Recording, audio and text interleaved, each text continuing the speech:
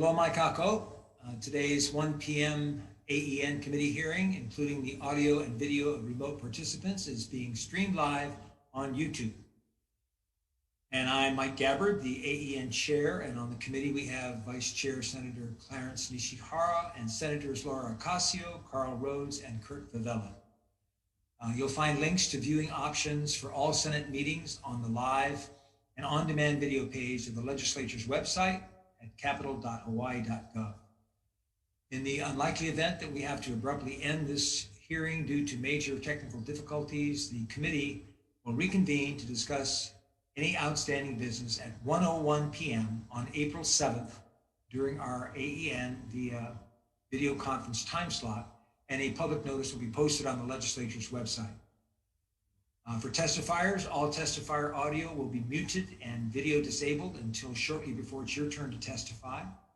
And because of our 90-minute time limit for each of the AEN hearings, there will be a 2-minute time limit for all testifiers. And we'll have a virtual countdown timer on the Zoom screen, so please be aware of the timer. I'll be announcing only the testifiers who will be providing testimony via Zoom. For the complete list of testifiers, along with all of the written testimony, please go to the legislature's website, and you'll find a link on the status page for that particular measure. We apologize if the closed captioning doesn't accurately transcribe the names. So let's get started. We have 9 governor's messages on our 1 p.m. agenda. And we'll start off with GM 508, submitting for consideration and confirmation to the Advisory Committee on Pesticides, gubernatorial nominee Cynthia Resentes for a term to expire on June 30th, 2023. And for the testifiers, first up is Phyllis Shimabukuro-Geyser from the Hawaii Department of Ag. Phyllis. Aloha Chair, Vice Chair, members of the committee, Phyllis Shimabukuro-Geyser, Chairperson, Hawaii Department of Agriculture. We stand on our written testimony in strong support of this measure.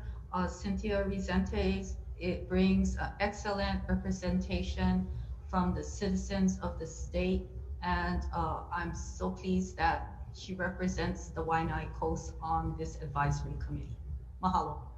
Thank you, Phyllis. Next up, we have Thomas Shirai. Is Thomas here? Hi, Senator. They are not present.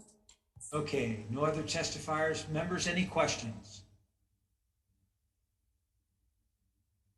Okay, I have a question. Actually, Cynthia, would you like to make a brief statement?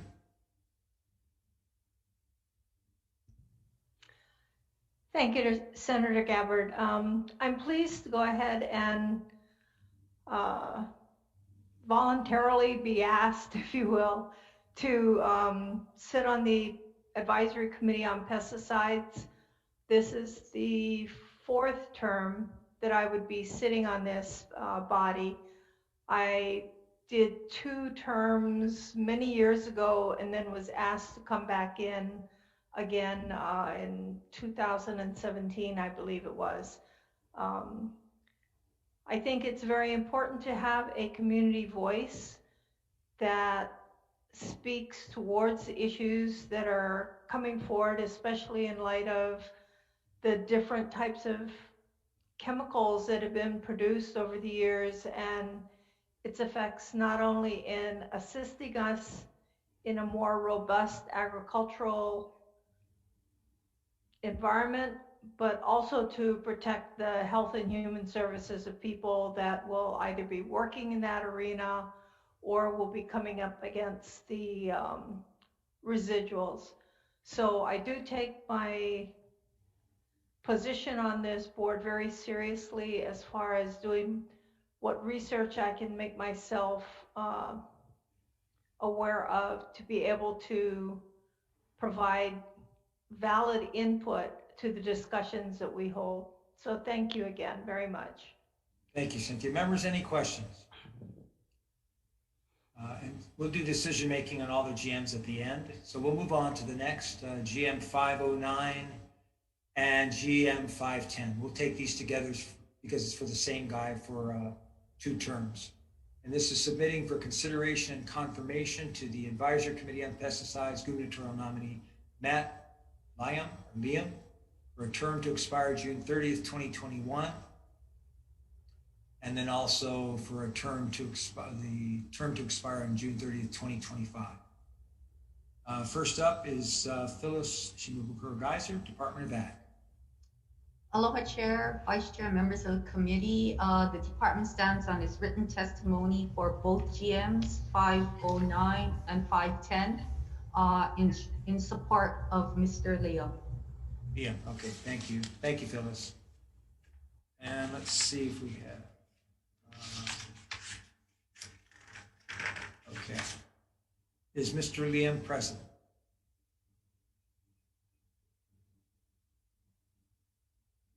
No? Okay. I was going to ask him to make, if he wanted to make a statement. We will move on to the next one. GM 511, submitting for consideration and confirmation to the Board of Agriculture, gubernatorial nominee N. Young, for a term to expire June 30th, 25. And first up is Phyllis Shimabukuro-Geyser, Department of Ag. Thank you, Chair, Vice Chair, members of the committee. The department stands in strong support of Mr. N. Young's serve an additional term on the Board of Agriculture. He's been a very actively involved member of the board in the discussions, and we would like to have him participate as a member at large for the next 4 years. Mahalo. Thank you, Phyllis. Next up is Micah Munakata from Ulupono Initiative. Thank you, Chair. Ulupono will stand on a testimony in strong support of this measure. Thank you. Mahalo, Micah. Next is Brian Miyamoto from the Hawai'i Farm Bureau.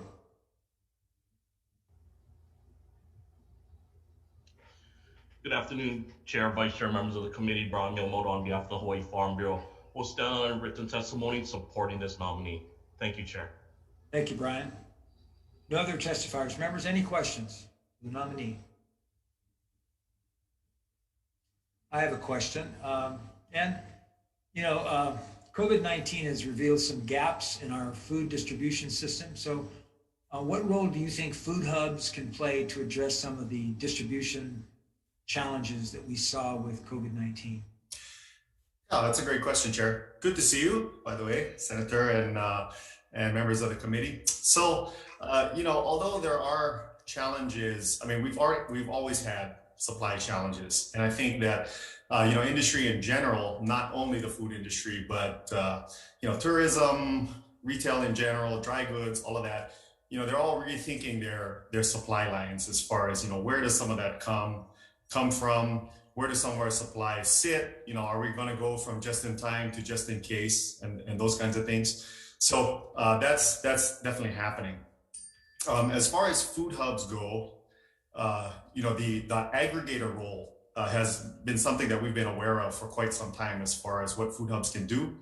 But I think, part of the thing that's more exciting is that, in the pandemic, business models such as DoorDash, Bite Squad, and last mile delivery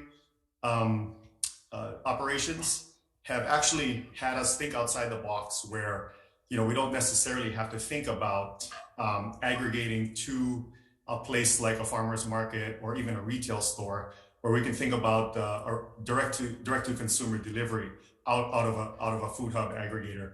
So I think definitely the traditional role of the food hub as an aggregator to get small farms up and running, but also the accessibility to the customer, that D2C pipeline that's been opened up with some of these business operations is the state of Hawaii. So I think a lot of the mainland operators don't understand necessarily what the differences are between the state of Hawaii. Different discussion at that point, because these systems can be implemented in urban areas, in land that was previously probably considered unsuitable for ag or maybe just pasture. So that's something we have to look at as well. Obviously, these systems, the main drivers of cost are water and electricity, and that's a tough nut to crack, and those kinds of things. Thinking about co-locating some of those projects. 2022, And first up is Jimmy Nakatani from ADC, your nomination.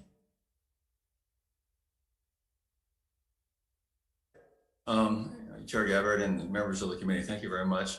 I've submitted some comments previously, and so I'll stand on those. Actually, it's interesting if you think about some of my background. I'm not a farmer, a supported agency, in that it has some extraordinarily broad powers, which you don't see in others. It has a lot of exemptions. With that, you've got a lot of pitfalls, and I think we've got to be very cognizant of those things. So I think my background can bring a lot of insight into some of the management and the governance of essentially what is like a business, and it should be operating very much like a business with a public purpose in mind. So I make myself available for any questions that you in the committee may have. Thank you, Glenn. Glenn, obviously, I'll start off with the questions. The elephant in the room for ADC is the recent auditor and UHERO reports that were very critical of ADC. What can you do as a member of the ADC board to right the ship and get things moving in a more positive direction? Well, again, I think, not having been involved in board meetings previously, I'd have to understand how they work, who the people are, what the objectives would be. My role, and Phyllis touched upon it somewhat, is a little bit different on these types of boards, in the sense that I ask the business questions, I ask the procedural questions, and I ask, where are we going with some of these things? What's your strategy? What's your plan? In the case of ADC, there are a number of things that were brought up in the audit, as well as the UHERO report, that really touch upon what are the issues, how are we going to address the issues of leadership? Things like the systems, procedures, what's your financial systems, your reporting, how do you keep control of that? Where are your plans? And there may be plans, but are they put together? Have they been communicated? What's your strategy? Are we meeting the requirements of the mission of the corporation established by the legislature, in 1994? Things that are very important for not only the lands that we have, but how we're going to put them into active production. How are we going to, in fact, develop water resources for Galbraith lands, for example, or the Central Oahu lands?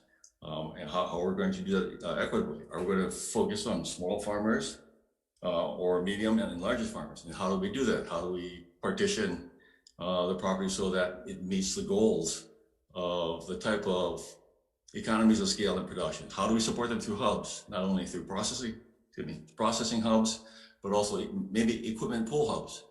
Farmers don't use equipment necessarily all the time. So how can you effectively utilize equipment to support multiple farmers as they till their land or do their harvesting? And Young really talked about the greenhouse and you mentioned, and you asked the question about Sensei and Lanai. Greenhouses are great. The productivity for that is just tremendous. Keeps out and minimizes pest invasions and things like that. So those are things that really need to be explored. And I think there's been a lot of missed opportunity with not adequately collaborating with the Department of Agriculture and their resources. They can provide the staff resources that the ADC, based on the report, has not been able to provide. Where's the collaboration? Where's the community and legislative outreach to make sure that everyone understands where the goals of the organization are? All right. Thank you, Glenn. Appreciate it. Okay, members, any other questions? Yeah, I got a question. Senator Favela. Going into, I guess, the business part of what he was saying, going forward for ag and even for the previous GM, how are we going to reach our business and economic goals when it comes to farm to table on what the governor, Ige, had been saying since I've been in the building on how we're going to double and our food supply? Senator, that's excellent. I think everybody has a goal. The question is, have we brought all the right people to the table? And when you're talking about the production side, the farm produce and all, that's one thing. Then how do you get it processed, meet food safety markers, And then how do you market it? Farmers oftentimes don't have enough capacity or even the skill set to do the marketing side. How can we ensure that there's demand in the market for what they're producing? Do they have that information? Or are they just producing whatever is easiest to provide? We looked at systems where farmers, instead of just going to the farmer's market, to really employ not only the wholesale distribution model, but also the CSA type model. I mean, we've just gone through a year of pandemic. Most people I know to some extent have gotten their CSAs. And, you know, and that's an opportunity too, because there's a way to provide the types of produce that grows well here that people are not necessarily familiar with. We can educate them in terms of how to utilize that and incorporate that into their diets. So nutrition is very important. So there's a lot of people that have to come to the table. It's not one person or one event that's going to create the pathway toward the goals that we're trying to achieve. Thank you, Glenn. So, yeah, one more question. So when on the business part, since you're talking about bringing everybody to the table and, you know, to diversifying and labeling and distributing. So I get another question that they've been floating around, and it's nothing new to Senator Gabbard going forward. You as being in the business side of the, will be on one of the boards over there and going forward and working with the different agricultural people. What is the future of going forward in industrial hemp? Actually, I was on the board of Ag when we approved the request to allow industrial hemp, at least the first phase. You know, when it comes to industrial hemp, I personally question whether that is in fact an economic model or economic crop for Hawaii, because that's not food based. I mean, I think that doesn't meet the objective of the local food production. I understand that it may be a role for hemp, but really our focus personally, I think, should be on local food production and things that will sustain us through things like the pandemic that we just went through. You know, we talk about diversifying the economy. I know Yuhiro says that it's a minuscule portion of the total GDP, and I understand that, but it can still be an important portion. I mean, nationally, the numbers of farmers has gone down over the last 100 years significantly on a straight trajectory. That's because of greater productivity and things like that. Well, can we get to a certain level of economies of scale that makes sense for Hawaii? Yeah, well, the only reason why I bring this up is because I hear this question and I just learned about this, about ground lands. Like how you said some of the areas we cannot grow fruits, vegetables, or anything going forward. And I just learned in previous days that those lands can be really taken care of by using the industrial hemp to clean them up. So not necessarily of selling the product, but revitalizing the land so we can grow certain crops and products. Sure. Yeah, I mean, if I may, if that actually is a great application for rehabilitating lands, I think that certainly should be part of the mix. But I was kind of focusing on the end product of consumption for the local population. But from a business standpoint, we really have to. I mean, I would only be one of 11 on the board of directors. But I think that the board, because of its unique stature in this situation, has that responsibility for looking at what are the resources that the ADC has, what are the organization structures that we have, what are the skills that we have, what don't we have, how much collaboration can we really achieve through partnership with CTAR and DOA and DBED. I think DBED would have a hand in this. I think Hawaiian Homelands would have certain hands in this. A lot of other organizations, nonprofit organization, Ma'o Farms, for example, really could be players in terms of how we move forward with the development of the food sustainability goal that we have. Well, Glenn, I don't want to, you had my yes vote before you started talking about hemp. As you might remember, and as Senator Favela knows, 2014 is when I started working on getting the whole hemp issue rolling here in Hawaii. But actually, as Senator Favela mentioned, the remediation and the soil, the fact that they're using hemp in Chernobyl to take the toxicity of the soils. And then what I've always been cheerleading for is, there's actually, it is a food crop. You got, and using that Hawaii branding of hemp, Hawaii granola, right? Right. That whole thing. So there's a lot to be, but anyway, that's another discussion. I will leave it there. And don't worry, I will not hold it against you. Thank you very much, Glenn, for stepping forward. Very much appreciated. Thank you. Thank you very much. Yeah, we'll move on to GM 634. And this is submitting for consideration and confirmation to the Environmental Council, gubernatorial nominee Teresita Kinnaman, for a term to expire June 30th, 2024. We do not have any testifiers, so no questions involved here. And we'll move on to GM 635.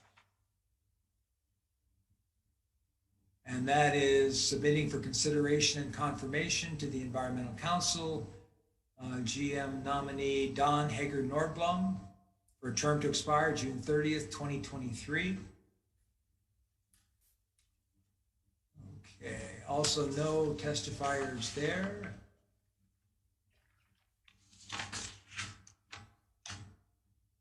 But we do have 6 in support for her. 6 individuals testifying in support for her.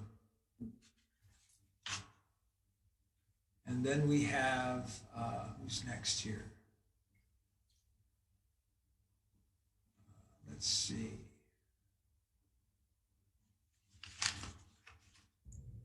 Okay, GM 687. Unless we had her there.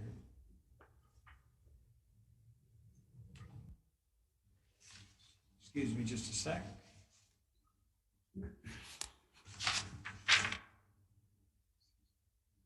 Is Dawn present? Did she want to make a statement? I don't see her. Letting is Dawn Hager Norwood? Yes, Senator, she is here. Okay, Dawn, would you like to make a brief statement? Yeah, thank you so much for. Sorry. No, it's okay. I just wanted to say thank you so much for the opportunity to serve on the committee.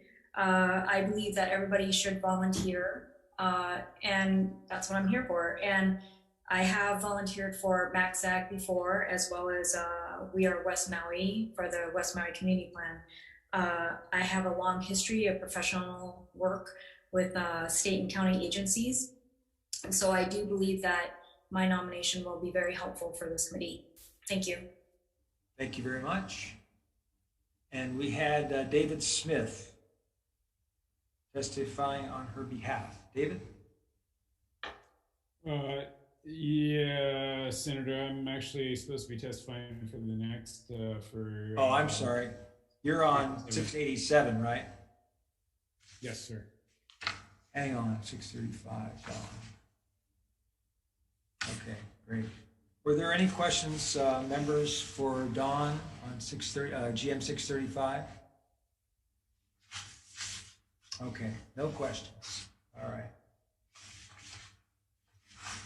And then 687, moving on to 687. Let's see here.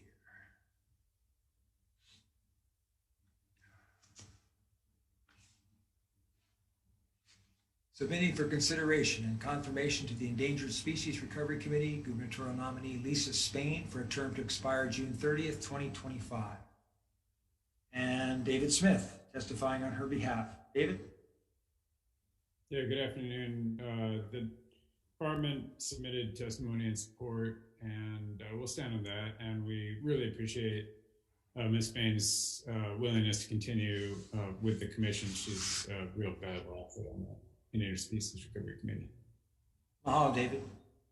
Lisa, would you like to make a brief comment? Brief statement? Sure. Aloha and mahalo, Chair Gabbard and committee members. I've served one term already, and I really appreciate being a part of advising the BLNR on some of the challenging issues that face Hawaii's endangered species. And I'm really looking forward to being able to serve another term, and appreciate the support for that. Okay. Mahalo. Members, any questions? Lisa, I have a question. How have your site visits related to safe harbor agreements and habitat conservation plans and incidental take licenses, how have those been impacted by COVID? Well, of course, as of this past year, we haven't been able to do site visits. I live on Hawaii Island, so I haven't been able to travel to some of the sites on other islands. But right before COVID, we had done some site visits. So I think when it's safe for us to travel and gather again, I would look forward to being able to get to some of the sites. But we've been able to visit several of them over the course of the years that have served on the committee. Okay. Any questions, members? Okay. And then moving on to the last GM is GM 728. Submitting for consideration and confirmation to the Board of Agriculture. Gubernatorial nominee Randy Cabral for a term to expire June 30th, 2025.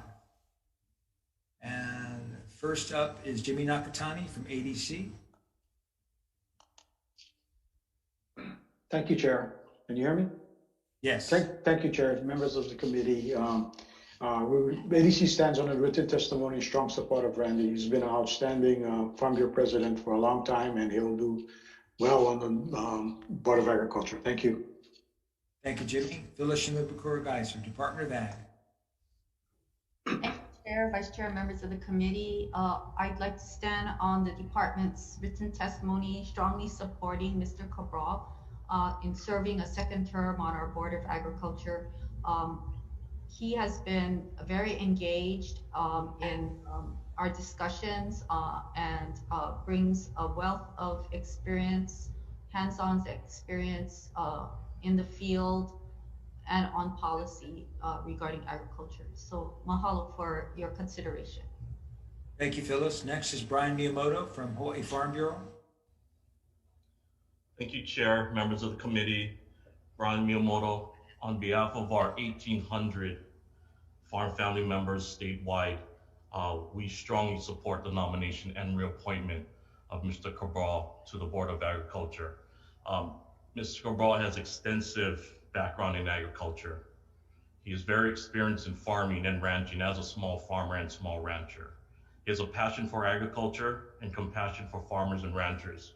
And if I can speak personally, Chair, as the president of the Hawaii Farm Bureau, as my boss, I can attest to what a great person Mr. Cabral is, and that he will truly be an asset to not only the Board of Agriculture, but to the entire agricultural sector and the state of Hawaii. We respectfully ask for your support for Mr. Cabral because of his character and his integrity and his experience. Thank you, Chair. Thank you, Brian. Next is Micah Munakata, Ulupono. Thank you, Chair Gabbard. Michael Munikata on behalf of the Ulupono Initiative. We stand on our testimony in strong support of Mr. Randy Cabral for a second term. Definitely a very, very, very strong voice for local producers statewide, and just a well-respected man in the agricultural industry, and would truly appreciate his renomination. Thank you. Thank you, Micah. That's all the testifiers. Randy, would you like to make a brief statement? Yeah, well, Senator, rest of the committee, thank you for considering my nomination. Yeah, I have a lot of experience in ag, over 40 some years, so I think I bring a lot to the table. I enjoyed working on the board for the last 4 years, and I'd certainly like to continue serving on the board and be a voice for the farmers and ranchers, nurserymen across the state. Thank you for the consideration. Thank you, Randy. Members, any questions? Okay, Chair has a question. Randy, with the current budget crisis and the budget cuts, in your view, what should be the Department of Ag's priority or priorities? What should those be with limited resources? Yeah, Chair, I think for me, the top priority would be to make sure that we support the ranchers, farmers, nurserymen and help them get through the COVID crisis and keep them on their feet. We need to keep them afloat in order for them to recover once COVID is over. I think the second thing would be that DOA needs to work with the legislature to ensure they have the funding needed to carry on the programs that are important and that need to be funded. Third, I think, we need to look at innovative ways of helping ag move forward by maybe public-private partnerships, so that we can work on developing ag parks, possibly, land exchanges, and other things like that. Okay, and secondly, there's a fairly new conflict of land use policy on the use of ag lands between renewable energy and farming. And having chaired the Energy Committee for 7 years, and now my 5th year as the chair of ag, you can see kind of where I'm coming from. So, there are several renewable projects that are proposed to be on ag zone lands that have been approved or in the planning process. What is your position regarding renewable energy on ag zone land? I absolutely support Hawaii's plan for total 100% renewable energy by 2045. However, I don't think solar should be put on our most productive lands.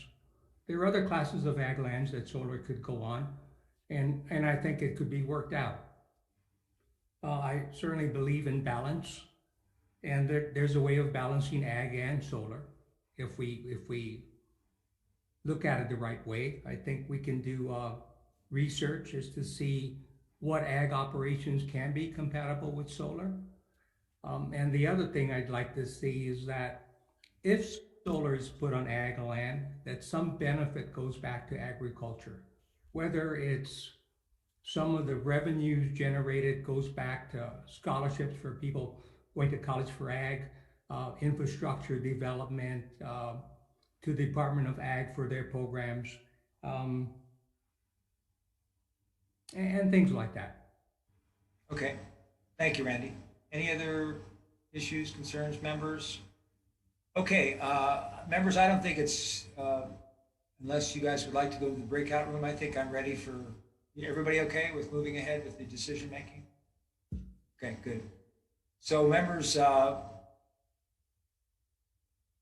first of all, mahalo to all the nominees for stepping up and offering to serve the people of our state in this capacity. The chair's recommendation would be to advise and consent to governor messages 508, 509, 510, 511, 512, 634, 635, 687, and 728. Any discussion? Yeah, Chair. Governor's message 508 have a no vote. Yes, if you could just tell me, which measure? Governor's message 508. 508 is a no vote, okay. Okay, I'll go ahead and take the vote on all those measures. Chair votes aye on all the GMs. Vice Chair Nishihara is excused. Senator Rhodes? Aye. Senator Ocasio? Reservations for GM 508. I on all the rest. Okay. And Senator Favela, you had a no vote on 508, is that correct? Okay. Okay. All right, so I think that's got it.